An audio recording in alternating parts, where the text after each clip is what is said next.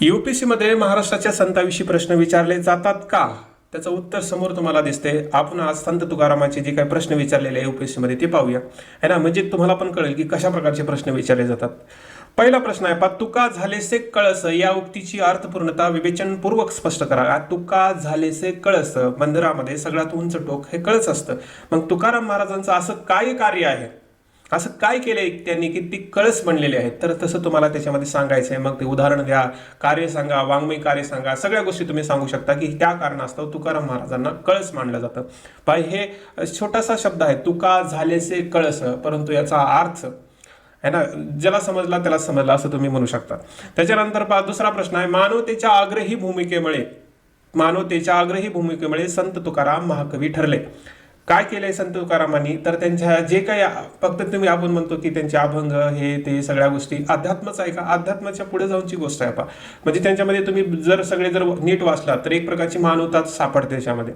आणि ती काय आहे? आग्रहाची भूमिका आहे.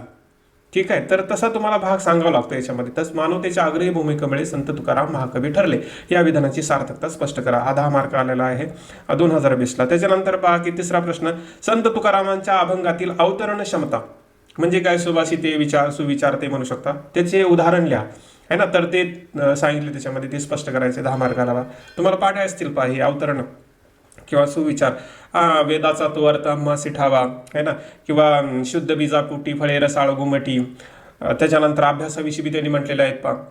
तर असे बरेच आहेत जे तुम्हाला पण पाठ असतील. त्याचं इथं काही उदाहरण दिला तर ते मार्क चांगल्या प्रकारे मिळू शकतात. तर असा 2024चा होता. आणि यावर्षी पण आला 2025ला संत तुकारामांची कविता म्हणजे सामाजिक दांभिकतेवर चालवलेले एक उत्तम शस्त्र आहे या विधानाची साधक बाधक चर्चा करा.